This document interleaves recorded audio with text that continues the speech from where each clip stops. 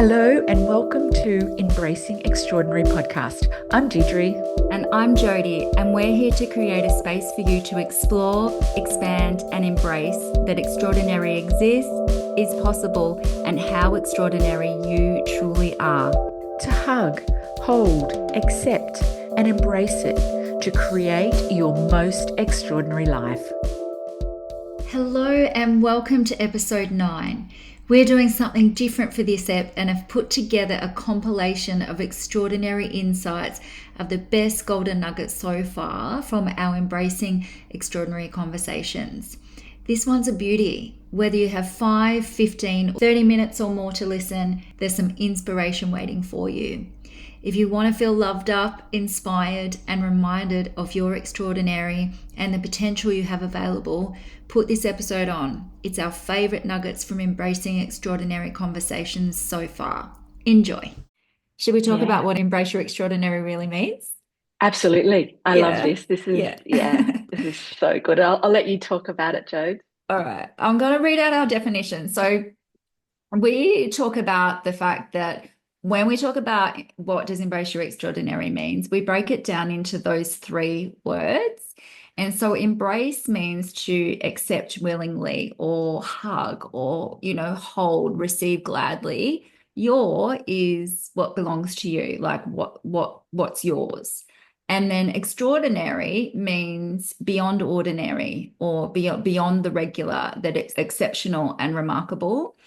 And so when we put that together, embrace your extraordinary means to accept willingly, hug and hold gladly the extraordinary and remarkable qualities that are yours. And we call that your true nature, your natural human plus personal essence, potential, talents, and abilities that make you far beyond ordinary.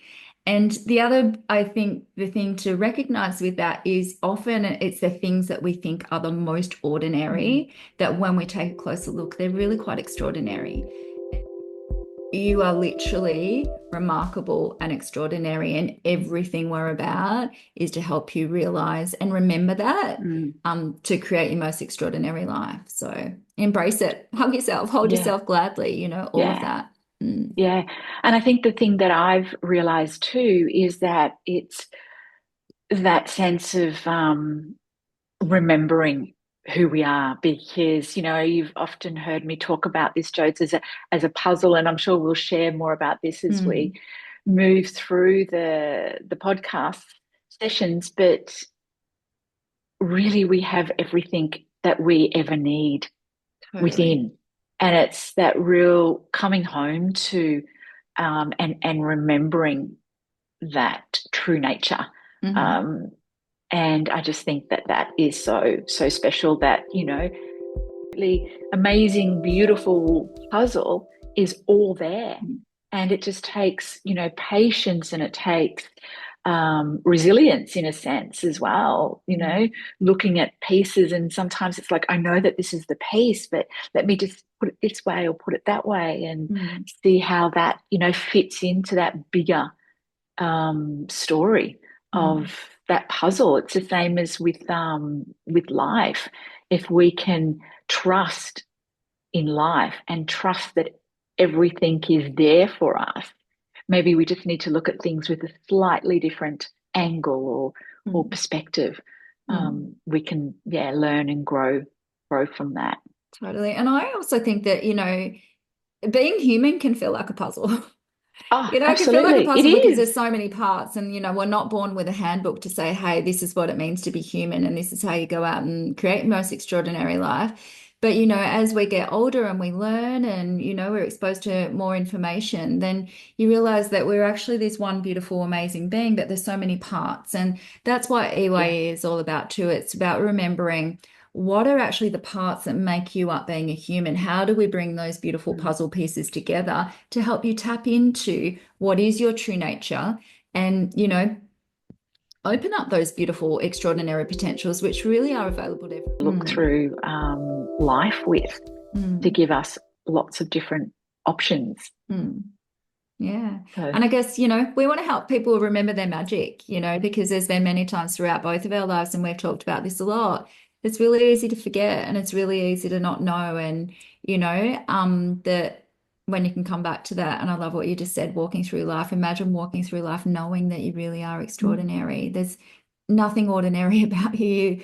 You're a No, 70 trillion celled plus extraordinary multidimensional being. Like there's nothing ordinary about you, but because it's just who you are. And so remembering that stuff, it really is, it's so empowering and it's so liberating, but it also just brings you back to who you really are. absolutely. Mm, Because, I know for me, I want to live more well. Like I want to be mm, able to, do all of those things that I dream of doing, to have that real deep sense of fulfillment and mm, create, my most extraordinary life. mm, And be the role model for my children to mm. be able to do the same as well. Yeah. One. We've all got Yeah. it, but we're not we just don't always know it. We didn't. We still got No, heaps to learn. We're just sharing what we believe and know so far.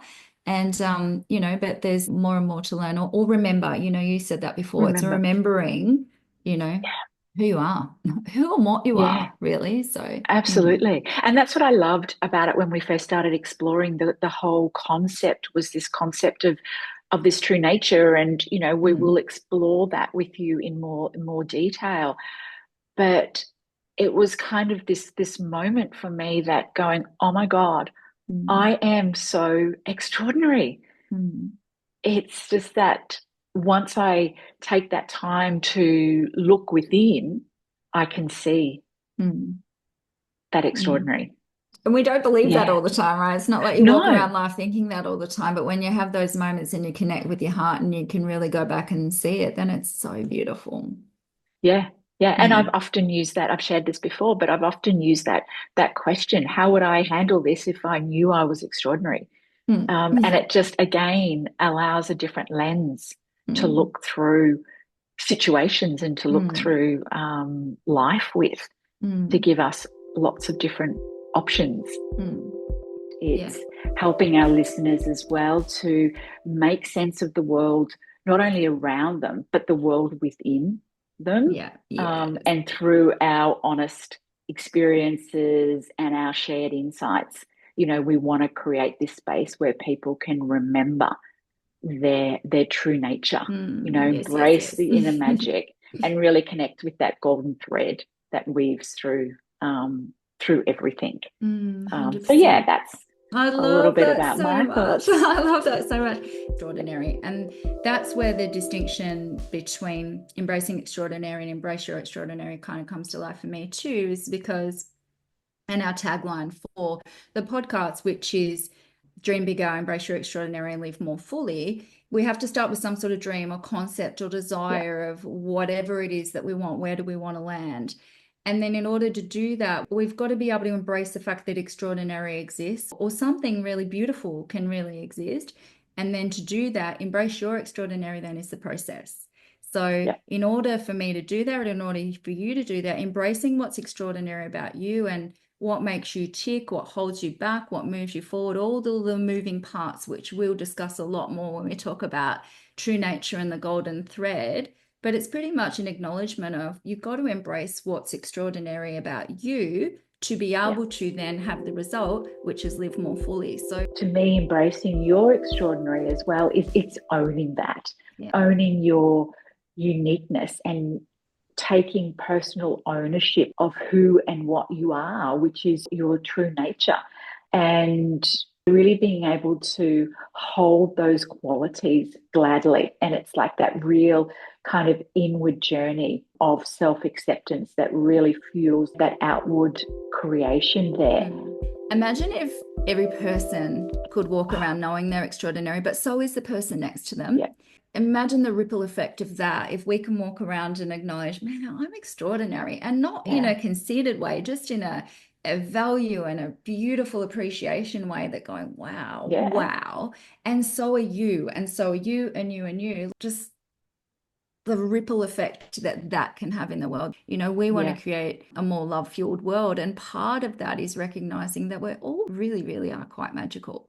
And there's so yeah. much more than meets the eye. So, Yeah. Yeah, absolutely. And I think we've spoken about this before, and I know from my own personal perspective as well, is that now that I've got more awareness of who and what I am and what makes me tick, what holds me back and what moves me forward, that I can really start to be the empowered creator of my reality. I'm able to move through this week with a lot more grace and a lot more flow versus trying to hold on so tight to outcomes. It just makes life so much easier. And it comes back to part of what we initially spoke about is we want to really help people remember how extraordinary they truly are. And that's definitely the work that I've been doing myself.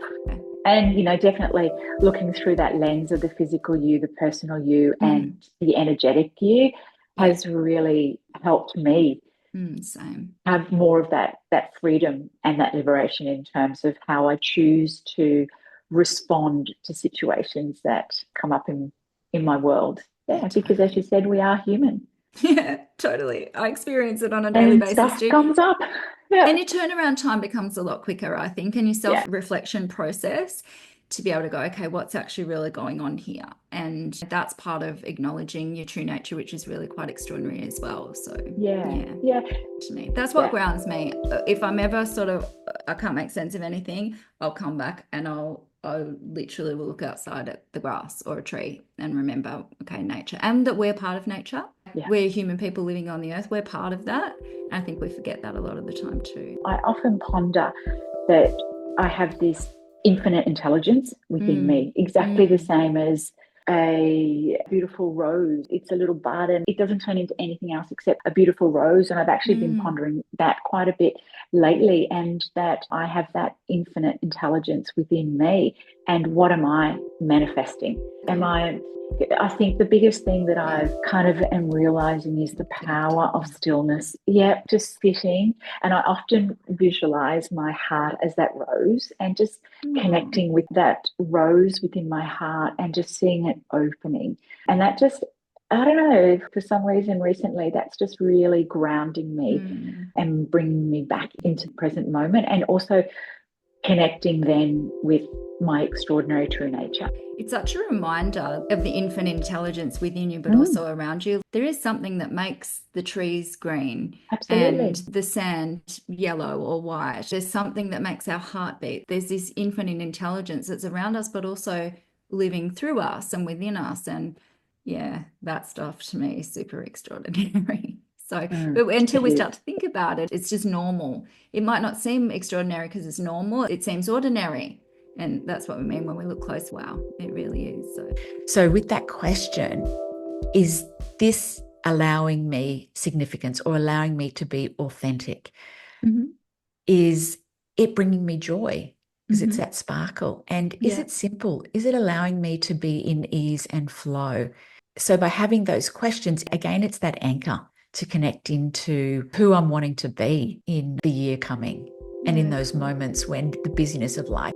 You got to be able to have some sort of an idea of what your desires really are to be able to then create the energy, create the environments, create the circumstances to bring that into reality. And we've talked about this as well, Dee. The manifestation is the end result. That's when we get to live it.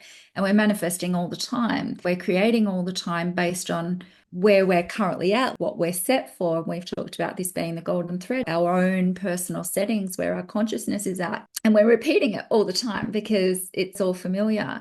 And if we're wanting to create something new, whatever that may be, big or small, to me, it's really important. I wholeheartedly believe you need to be able to have some sort of an idea, where are you at now? Correct. And what would be required of me to be able to have that? How would I be if I was experiencing? I think it's really important to look at our capacity to be able to hold some of these things. And I love the way that you talk about this in terms of our capacity. Thank you. I think it's a game changer. Oh, Honestly, like absolutely. it is actually a term that's thrown around a little bit at the moment, and I've heard it a lot, and I ponder it myself. Our nervous systems, they're receiving the direction from our consciousness, and they're like, I believe, our biggest protector, the gatekeeper, what we're wired for. And, how often have you had a dream or a goal or a desire, whether it be great or small, and you might achieve it. But a lot of the times those dreams can be short-lived. So it might be a new fitness program. It might be a new way of eating. It might be that you know, had a lot of success in your business, but the results drop off, or it might be great relationship, but certain things always keep happening. And a lot of that, I believe, comes back to our wiring and what we're set for. You know, the brain loves familiar, and the brain is our super processor, but something's also wiring the brain, and the nervous system is the extension, was part of the brain. So, you know, that is very alive throughout our body, that is running the show for us. And when we dig deeper and we get into the unconscious programs and our wiring and what we're set for, sometimes or a lot of the times, when we can't hold those things, is because, are we actually wired for it? Does the nervous system feel safe with that? Is the brain familiar with that? There's so many things that go into it. This is the Embrace Your Extraordinary framework, where a physical you, personal you, and energetic you, and that's made up of the physical body, what's happening in physical life, the results, but it's also looking at our mental, emotional, you know, our belief systems and our feelings. Then we're looking at spiritual and energetic, but all of that really is creating who you are, and it's creating your life results. And I think we have a lot more influence over that than what we know. And when we do know, it's really empowering and it's beautiful, because there's a lot more you can do about it. But in terms of capacity, even the definition of that is, what can you receive and what can you hold? And that's the area that I believe, when you're getting certain results, or it might plateau, or they might be short-lived, or might not be as big as what you want them to be, then it's looking at, well, how much is your nervous system wired to be able to hold? Absolutely. Love that. But I think reflection it's just so important. It's not a one-time act. No. To do it. It's something that we need to, I believe, incorporate into our everyday, every moment, because it just gives us that opportunity to revisit our intentions, recalibrate where needed, because again, it comes back to creating space. Like, I think that's so important. And really using my breath, just, you know, again, hand on my heart and hand on my belly, and just, you know, really breathing in and really feeling those feelings of what it is that I'm wanting to create, and feeling my heart space expand as well. But really, you know, thinking about, well, what would I be saying to myself, you know, while really being connected with my body? And I think that's what I've learned is really important. Like, I have to take those few minutes, first of all, to really connect in with my body, like hand on my heart and my solar plexus, and really use my breath to connect into that. And I love that you do that. I really believe that it's super important, is coming back to the body, because the body's how we're experiencing life, and the body's giving us feedback all of the time for what's going on, and the nervous system showing us. And the first thing we need to do, and this is what I do, is literally look at, well, what state am I in right now? Am I in stress? Am I in a state to create? You know, and the breath is, I believe, a magical superpower to be able to bring you back to presence in the moment. It shows you where your state is. First of all, it's very hard to create from a state of stress, because we're in survival. Body's not designed to create when we're in those states. So the first thing, most awesome thing that any of us have the power to do, is use our breath. Our breath is, it's the only system in the body that not only does it work unconsciously, we don't have to tell ourselves to breathe, but when we bring awareness to how we breathe, we can literally change what's going on inside us. We can change our nervous system state. There's a lot we can do with the breath, but initially just coming back to that state of just being able to pause and have those relaxing breaths, and just come back to your body, your heart, to nature, your own beautiful true nature, before you start to imagine. Then once you've got the body relaxed, that's when we can start to imagine, whether it's just to be happy today, or if it's to create the business goals, or whatever it is. If it were true, if it were really true right now, what would it actually be like? And giving yourself a moment to dare to dream. Because what happens when we do that is we start to create possibility. Yes, you know, she's strong, she's protective, and she's really loyal, like fiercely loyal to her pride, but she's a leader and she leads, I think, with both power and also with such grace. And, you know, she's ready to step up when she needs to step up. And she knows the importance of resting and recharging when needed. From a personal perspective, what does that term mean to you? To me, wellness is currency. It means valuing my health and well-being as the most important investment that I can actually make. And I'm really embodying it. Health is wealth because no matter how much success or money that we have, it's all meaningless without our physical, mental, and emotional health. And you are a guest today, so I'm going to ask it to you as well. What does embracing extraordinary mean to you? Yeah, I didn't want to overthink this, but then I wanted to think about it because it's something that I reflect on all the time. So I think embracing extraordinary is about seeing the beauty in imperfection and finding the courage to live fully and unapologetically, and that our extraordinary lives are created by those simple choices that we make every single day. Oh. All the warm feels on that one. It's wellness first, because I really believe that's the currency that we have to be able to have anything. Yeah. And there's so many different ways to be well as well. Wellness is a very broad term. There's physical wellness, there's emotional wellness, relationship wellness, financial wellness. There's so many different ways to be well, and they all influence each other. But there's your currency, you know, it's what you've got to exchange. And with all of this beautiful wisdom, if you could give your 18-year-old self some advice, or even just younger you some advice, what would you say, honey? Oh, this is a good one as well. But a couple of things that I thought of here was that just trust yourself more. Know that you're capable of so much more than you think. And when you have those self-doubts, it only slows you down. Don't be afraid to take risks or fail, because every mistake is a lesson.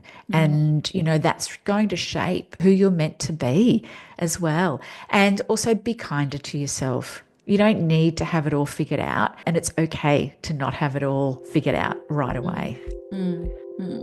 If you could give your 18-year-old self some advice, what would you say? Oh, so much. I know. I would definitely say, remember love. Love, love, love. Love is the medicine that will heal the world. Always love for you. Like, remembering that love is the force. When people are in love and being love and feeling love, that's where I believe that, you know, we bring out the best in each other. And I would also love to tell my 18-year-old self about multi-dimensional living, and that she's a multi-dimensional being, and learn about each one of them. Learn about her physical self, learn about her mental, emotional self, her spiritual soul self, and the energetics, because they are the instrumental things that I've learned getting older, that I believe that that's what we are. It's who and what we are. We're not just this physical being. And to know that at a younger age and really learn about that stuff would be so amazing. And it makes me excited about the younger generations these days, because this information is much more available now and people are growing up knowing this stuff. And I think it's really beautiful. But I would love to tell younger Jodie that stuff, and that to just tell her that I love her and thank you. Thank you, thank you, thank you for where she's been to help me be who I am right now. Oh, that's so beautiful. Yeah. Oh, thank you. That's Thank absolutely you. beautiful. I realized, wow, everything that I applied, which is basically laws of the universe multidimensionally, to my business had the same results that it did to my body, to my health, to my well-being, to my self-concept. And so, you know, then I branched into what we call multidimensional business. It's the multidimensional business system. It's the application of the healing work in the business context. And so I've now grown and scaled the global uni of integrative healing and the multidimensional business system. The core remains the same. It's basically giving people code. Sounds too fluffy, but in inner systems to create whatever they want in their life. Because I believe you can have money and still be poor. So we teach a different way, which is a little bit different to what you see online. It's not just about How quickly can I add a 0 to my income? It's how quickly can I add a 0 to my income whilst having the most fun ever, my relationships thriving, taking accountability, dealing with things that do happen in life, because they do. And so, in essence, I suppose that's what I do. But who I am is still an experimenter and adventurer, and probably a child. And I'll be 90 and I'll be like, yeah, still very much that. It's interesting to hear your perspective on this, in terms of what do you think is the biggest factor that holds people back from this healing? There's so many ways that I could answer this question. In terms of performance and healing yourself, I think the biggest block can be the belief that it's possible for you. People have this thing where they're like, my trauma is special and unhealable. My belief systems and my inner blocks are bigger than yours, right? It's this funny kind of identity that people create around being them, the unfixable problem, right? They're special, it won't work for them, they can do all the things, and it's just a belief system. And so it feels true. And so to take this a step further, I think the biggest block is not being able to step back and see in your life the distinction between something that you've always believed to be true, like I'm unworthy, I'm unlovable, money's hard, and actually accept, because you can only change belief if you can accept that there's another reality. I think that's the hardest step, right? It's like if you've had a whole life of evidence of poor relationships, accepting that a good relationship is possible for you, that first step, that's the hardest. What comes after that is much easier. If you've lived a life where money has been scarce physically and you've been in challenging places financially, right? That initial step of believing that you can actually be abundant and then doing what you need to do to get there is probably the most challenging. So cool. You talk about healing and manifestation, that they're partners, they go hand in hand, and the energetics is so important. But the flip side to that is the healing. How would you talk about that, Hannah? I think we've got used to teaching things in isolation. And the thing with truth is that truth is stacked and contradictory and layered, and it's annoying because everything that people teach in manifestation is true. It's true, it's correct, and it's through one plane. Everything that people teach in healing is true. Like, it's like it's 100% correct, but you can only really understand reality when you see the truths stacked together. So I always say the emotional, mental, body work is the healing piece of the manifestation puzzle. Let's say you're doing your abundance meditations every single day, right? You're closing your eyes, you're finding the feeling, you're doing the things. And this is what a lot of people teach. Awesome. Yes, that has validity. Yes, you'll manifest things. I taught this in the certification program yesterday. Your frequency, you've got to imagine it, right? You're a body and you've got your energy field around you. Your frequency and your unconscious mind are unconscious by definition, right? So let's say you had a really significant money trauma. I don't know, you ended up in a situation as a student where you accidentally didn't calculate your bills and you ended up in a really serious situation and you had to maybe borrow money from your family and your dad scolded you, let's say, and said, oh, you're such an irresponsible little girl. I'm always having to bail you out. You can't do anything. Now you might think, oh, that's in the past. That doesn't influence. But when we don't process an experience, and by that I mean the emotion runs through the body and it's felt and, clears. And by that I mean when we experience intense emotion, and there's so much more detail I can go into this, but I'll say, so when you experience intense emotion paired with a thought, it impresses into the frequency field and it impresses into the unconscious mind, and it becomes part of your emotional, mental body, your structure. And so you're doing your abundance meditations in the morning, but in your unconscious vibration up here, you've got, I'm a naughty girl with money, right? Shame, shame, shame. Yeah. And so it's like you're trying to manifest, but there's mud in your pipes. You're trying to flow abundance through your body, but your pipes are shut closed because you're scared, you're terrified, you're judging yourself. And so what the emotional mental work does is it cleans up all of this stuff in your field, and you do it in so many ways. And so you start to become lighter. The lighter I've got in my system, the faster I manifest. the faster the energetics work. I can go like this. It's like the house, I said for Dubai and Marbella, it's like this and it's done. And I'm like, oh, that was easy. But it wasn't that fast for me at the beginning. It was because I was doing a lot of this cleaning up, right? But it's also to be said, right?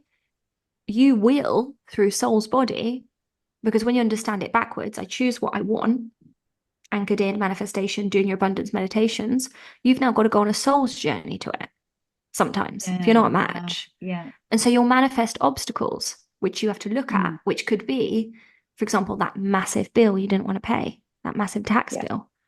So when you understand it through soul lens, you're like, oh my God, old self would have responded to this massive bill through fear, and they would have cut off all their expenses, and they would have got into freak out mode and stopped selling online because they felt like a fraud and a failure.